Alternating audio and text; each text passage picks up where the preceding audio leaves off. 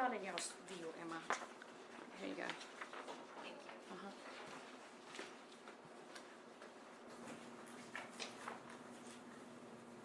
Are we ready?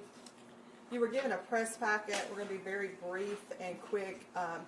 One reason for that was the number of inquiries we were getting yesterday after the death of this child, and it was just easier to do all this at one time. I want to first start by clarifying just a few things, and that is there's been a lot of talk about Kids Campus Daycare. I can't say enough about that daycare. That daycare was in no way involved in this, and I think we sometimes run with press lines or headlines of kid dead at daycare, and I want to just make very clear that the child was actually brought to the daycare in a vehicle to the parking lot. So I want you to all understand this isn't a situation where a worker or an employee there left a child in the daycare. Okay, so I want to clarify that for the members of the public and for all those people, because I don't think it's fair for that daycare to in any way potentially be in any bad light as a result of this situation. You've been provided a press packet. Officers today swore out 2 warrants for William Wiseman, for the death of his grandson, Ian Wiseman. These are not intentional acts. These are reckless acts and or criminally negligent acts. The evidence based on the arrest warrant affidavit that was filed showed that the grandfather picked the child up that morning, went straight to his place of business, left the child in the truck, returned to the truck on 3 different occasions, but indicates that he always thought that he took the child to daycare. On 3 different occasions, he was back in the truck, drove in the truck with the child in the back. As you'll see from the affidavit, that car seat was forward-facing. It was not rear-facing. As a result of his behavior and his acts, the child died from a prolonged exposure to heat. I have given you an entire copy of the public information that was filed by the officer in this case. I want to first of all just thank the work of Edward Hull, Investigator Hull of Blount County Sheriff's Office, Investigator Mike Harris with Oneonta Police Department, Mark Moon with the Sheriff's Office, Chief Clifton with the City of Oneonta Chief's Office, or Police Office Chief Clifton. Blount County DHR also assisted in this case. Our investigation is ongoing. As we speak, there's currently additional interviews taking place, but the officer did move with these charges earlier, about 1:30 or so, when he presented his affidavit to the magistrate here in Blount County, which warrants were issued.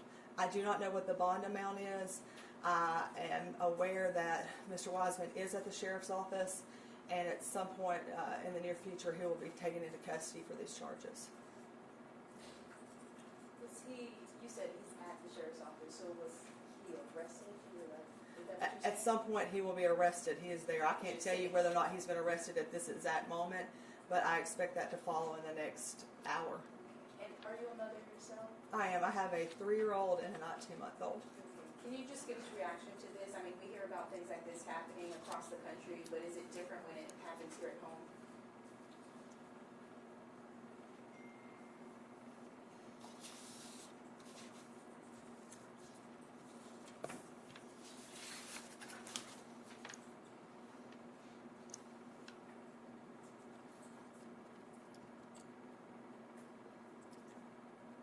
It's awful when it happens anywhere. It's awful when you have to work these cases and then you go home to your babies and you see what you see in videos, and it's awful. My heart breaks for this family. This family is very upset about what happened. As a mom, I don't think anybody ever understands it. To say that you understand, I didn't sleep last night. I don't understand it. I think these officers have done an excellent investigation. We're thankful for the fire department, the rescue workers who showed yesterday and what they had to endure and what they saw. But based on the facts, the officer presented what I believe is appropriate for this matter and presented it to a magistrate who issued arrest warrants.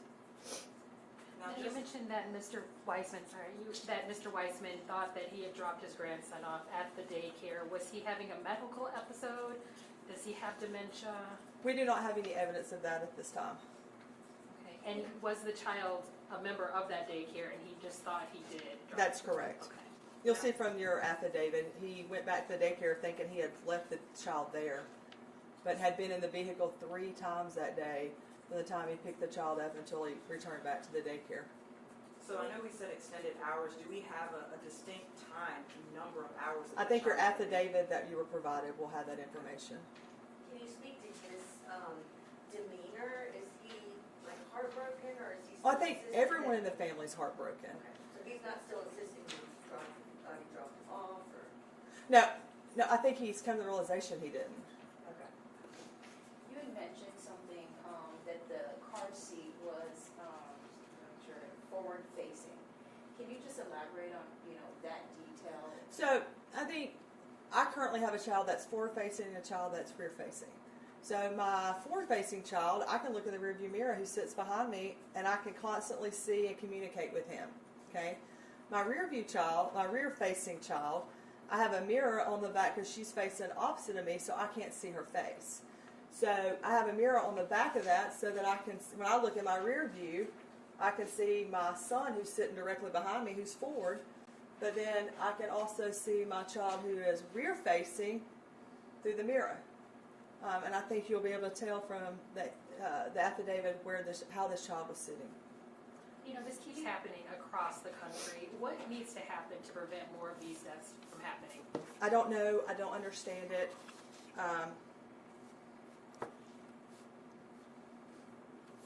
I don't know the answer. I'm not going to pretend I do. Do you have Mr. Weissman's age? I believe he's 56 years of age. He's born in 66, if I remember correctly. Is this the first car death in Blount County? Since I've been here, since 2011, I would say. Any other questions? Again, refer to your affidavit. We're not going to do any more press conferences. Not being disrespectful, but don't call or text because this will be all you'll get from me. And I do have 2 children at home at night, and it's been a long few days, and so I'm hoping that this will resolve everything. Sheriff Moon couldn't be with us today, neither could Chief Clifton. They had a prior engagement this afternoon. We had moved this due to some developing things this morning. But I think the affidavit will speak for itself as to the facts of the case.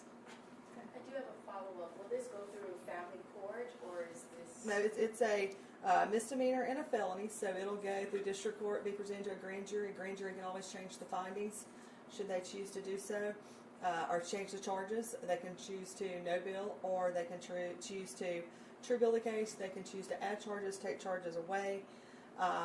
And remember, everyone's presumed innocent until proven guilty in a court of law, so make sure we understand that as well. How is the rest of the family doing? Not well. I mean, I think to ask that question, I mean, I can't imagine losing my child, and I can't imagine having a family member. So, it's just not I might give you a Nick Saban answer. That's just a crazy question to ask. That's all? Thank you, guys. Thank you.